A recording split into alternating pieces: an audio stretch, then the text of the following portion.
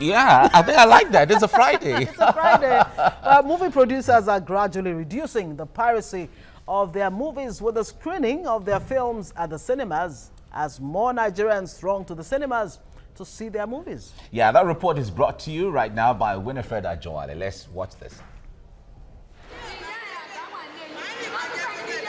In 1960, the cinema business rapidly expanded with theatre practitioners such as Hubert Ogunde and Moses Olaya transitioning into the big screen. So they can have for themselves the special. The 1980s came with the introduction of home videos, and by the 90s, movies such as Living in Bondage was produced. The video boom era also opened the way for large-scale illegal copying. Alaba Market became a hub of video distribution and the center of piracy in Nigeria. These pirated movies were sold in traffic jams and markets without consideration for movie makers who struggled to make profit from their production. The new video technology also signified a decline in Nigeria's cinema culture. Many cinema houses in Ibadan and other cities in the country were abandoned and were quickly converted to churches or event centers. Now, a new generation of Nigerian filmmakers are producing movies for the widescreen again, signifying a major turnaround of contemporary Nigerian cinema and steady return of the cinema culture in Nigeria. Nigerians are enjoying the gradual return of the cinema culture. For many of them, watching movies at home is almost no longer in vogue, and going to the movies is the new cool. Kunle Afolayan's Irakpada, which screened at the Silverbird Cinema in 2006, set the stage for many others to follow. Since then, movies like EJ, The Figurine, CEO, October 1st, Wedding Party, Isoke, and many others have screened at various cinemas in Nigeria. With more producers doing movie premieres and private movie screening, it is now quite normal to see lots of people going to the cinema to see a movie or two. And with the return of the cinema today, cable and internet rights as well as producers putting a hold on releasing their movies on DVD, several movie makers have seemingly found a way of evading pirates. Winifred Ajowale, TVC News. When was the last time you went to the cinema? I was at the cinema just about a week ago. Oh, okay. Yeah, so I've been, it's really, it's good culture. It's a culture, it's a bug that is biting me. So absolutely. Well, we have with us in the studio an actor and movie producer, Kunle Afolayan. Good morning and thanks for joining us. Also joining us is the President, Motion Picture Practitioners Association of Nigeria, a producer and scriptwriter, Abdullahi Mekano Usman. Thanks for joining us. Nice to have you join us, gentlemen. Thank you very much. It's a pleasure. Okay, now we're talking about the cinemas, okay, and piracy and all of that. Yeah. And now Nigeria's film industry has been described as a potential gold mine. But is it really living up to its billing now? Well, for me, I'll say yes. I'll say yes because the cinema culture pretty much came back like a decade ago, you know, when we shot Irakpada. And between then and now, and then we had just one. Between then and now, I think we have almost 30 multiplexes, you know, across Nigeria. And cinema is it's a game of numbers, you know. The more the screens, the more revenue, you know, we get. When I started, you know, exploring that option, there were, I mean, a lot of people do straight to DVD, you know, and all of that because people stopped. The cinema culture died. But now, people will explore the cinema option first, while the DVDs, you know, are optional, then television, you know, and all of that. So I'm really excited, and I know there are more screens, you know, being built, you know, as we speak. Well, maybe we just need to work a bit on the regulation and, you know, structuring so that it favors the producers. Okay. Now, Abdullahi, let me come to you on this. You are really on ground when it comes to this too. Yeah. But if we follow all the while those who are carrying out this so-called piracy, sometimes we hear they say that they are even part of your people. They're producers, they're directors, and all of that. What do you have to say about that? I quite agree with you, because there was an incident where it was discovered that the director of a movie is behind a mass production of somebody's work, and he went behind the doors and he gave out those CDs to marketers to also market. And there are experiences where you trust a marketer, you go into a deal with that marketer, okay, produce this number of copies, and then we are in business. Before you know it, in fact, in some instances, the man will even sell his own DVDs before yours. Or by the time he is able to sell some certain number of copies, before you know it, yours is off the shelf and something else is happening. So we've discovered that, yes, there are people within us, within the house, that are not helping matters. And I always say this, we have been doing our best to fight piracy, but I think it's not enough. Okay. Sometimes, or most times, we go on individual basis, but I think this should be there should be a multi-sectoral approach to the fight against piracy. Legislation also comes to play, because the anti-piracy agencies in the country, as we have today, need to have, you know, a more biting effect, and then the punishment, of course, needs to be severe, because if piracy, if not being handled very well, will run me, Kunle, and every other creative person out of the industry. Out of business. So you can imagine if we allow piracy to run us out of business. How have you really been affected as a film producer yourself? Because there's the perception that it is actually the pirates that have driven filmmakers like yourself to the cinema. Well, I don't know. I mean, we've been fighting this for a very long time, and I quite agree with him. Some of us have taken, you know, I mean, even bolder steps to involve, you know, government, even in federal level. I remember early last year, I had a meeting with the present Minister for Information, you know, Culture, and I mean, there has been a lot of discussion, and then he called the IG of police and was asking, okay, this thing that I discussed with you was the way forward. But I don't know, you know, this minute there is this energy and, you know, this zeal from the executives and from government, and the next minute you hear nothing. And up till now, we still see our films on the streets, you know, being upped, you know, in public. Is it not because you guys go to bed after you've engaged them and you think they will? No, I don't think so. We've always been, there has always been follow-ups. But really, do we need to go and sit in front of Senate or in front of, you know, House of Assembly before our cry, you know, gets heard? No, I don't think that is it. There's another entertainment forum tomorrow, on Monday and Tuesday in Lagos, which I think is big. So I think this is another one of the topics, you know, that will be discussed there.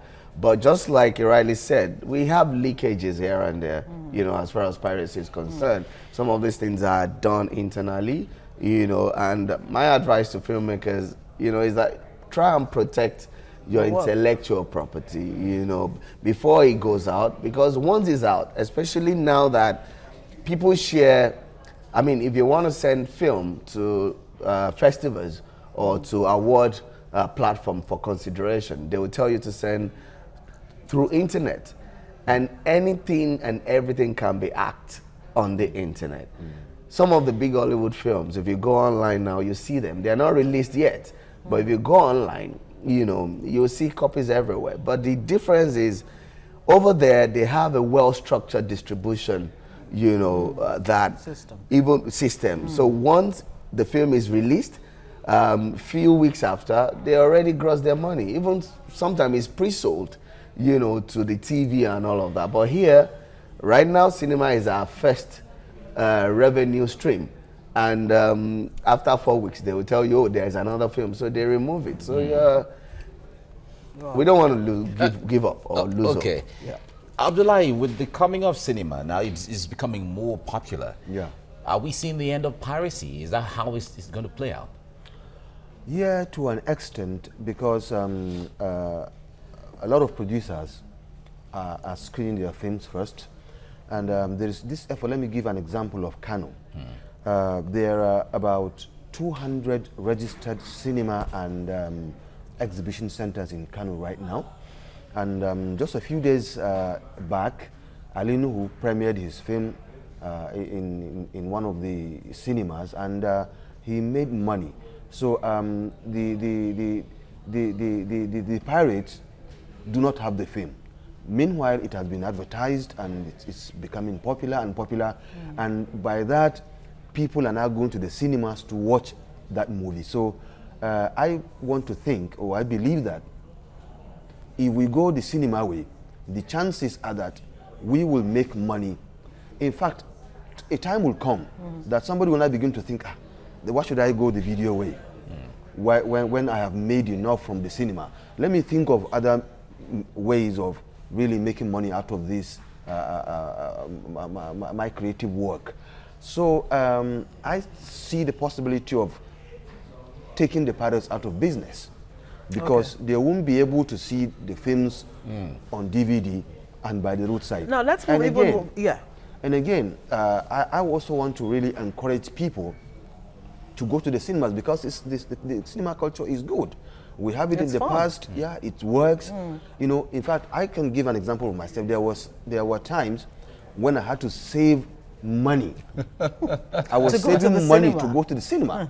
And I walk from my home to the cinema to see what they are showing for that day.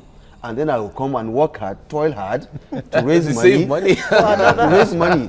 And that's in the okay, so that means people like yourselves will be making money. If young Nigerians today would actually go out of their way to save money to go to the cinema. But let's even move away from the issue of the piracy. There's a tendency that I see within Nollywood. You have Yoruba, permit me to say Yoruba wood, Hausa wood, Igbo wood, and all of that. Isn't that helping, or even not helping, in the Nigerian project, where one would expect that the cinema, for example, the film industry would be used to set some kind of agenda, and Nigeria more than ever needs, this sense of oneness and all of that. How can you use film to actually achieve that? And not, go Yoruba wood, Hausa wood, Igbo wood. Yeah. And then the mainstream. The Lagos wood. The Lagos wood. Well, I think the association thing, it's something that, of course, has come to stay. Even within the Yoruba wood, you still have different fashions and different caucuses. Oh, you mean there's Ijebu wood and there's all of that. And some people will say it's a Butemeta, some Ibadan wood. It's a problem. It's a problem, which is why recently in December we celebrated my father's 20 years remembrance, and we invited everybody, his contemporaries, even the younger ones and all of that. And I've been hearing, but I didn't really. I couldn't confirm it until during that event, and I realized that my fathers, the Yoruba ones, the elder ones, there's this huge separation, and some of them have been banned by another group of the, Yoruba sections, that they won't feature them in their own films.